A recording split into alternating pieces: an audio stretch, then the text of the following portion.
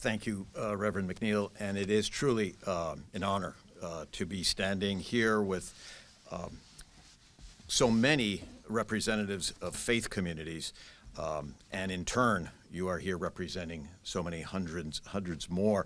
I believe it is imperative, you started me thinking this way, that I should start with something from Isaiah. Stop doing wrong, learn to do right, seek justice, encourage the oppressed.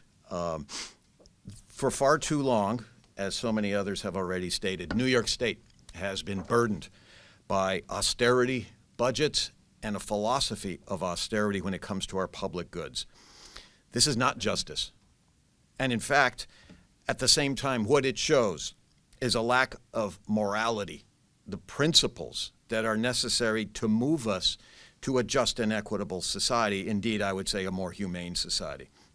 Just over the past 15 years, if the SUNY budget had simply been held flat and accounted for inflation, the State University of New York system would have $7 billion more dollars at its disposal. That would mean the ability of so many more students to fulfill their dreams, and also to help those students who were in the system in these years who could not complete their education because of the fact that resources were not available for full-time faculty and staff, or for those counselors and tutors that are so crucial for the success of students.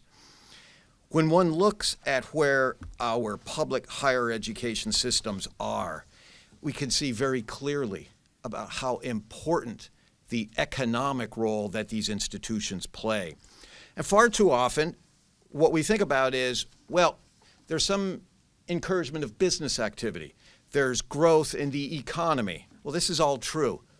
But in terms of the SUNY campuses that UUP represents, and we have roughly 42,000 members when you include retirees at 29 campuses, when one examines where our campuses are, in fact, 15, and when you include the two SUNY hospitals, and one in Syracuse, one in downstate, 17 of these campuses are located in counties where the poverty rates are higher than the New York State average. These SUNY campuses are located in some of the most depressed areas of upstate New York.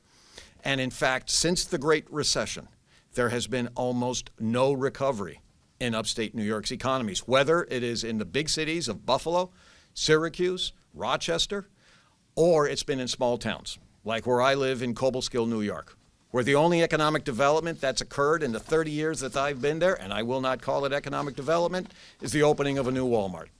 This is not economic development. These communities are so dependent on the injection of the funds that come with the SUNY institution. But more than that, there is the support of the arts, of theater, of sports in these communities. Literally, these campuses are the lifeblood of upstate communities, and by disinvesting in them, it exacerbates the financial difficulties that started with the Great Recession and have not ended. And then when one looks at the situation with the SUNY hospitals, where in the case of downstate, it was a COVID-only hospital declared by the governor, but given no resources to accomplish this mission. Our members did accomplish the mission, protecting the rest of us from COVID. Many of them got sick, many of them died in the work that they did. At the same time, no resources were put in to sustain them. Indeed, in this year's budget proposed by Governor Hochul, there was no injection of public funding into the SUNY hospitals. This must end. If we are to have a just society, if we are to have access to health care, if we are to have the growing numbers of healthcare professionals we desperately need, there has to be the investment this year. The resources are there. The times demand it. And if it's going to happen, it must now, before the situation grows worse in our upstate communities and in the areas served by the SUNY hospitals. The time is now. It's urgent. Let's get the job done. And that is the challenge facing the New York State Legislature and the governor. Thank you.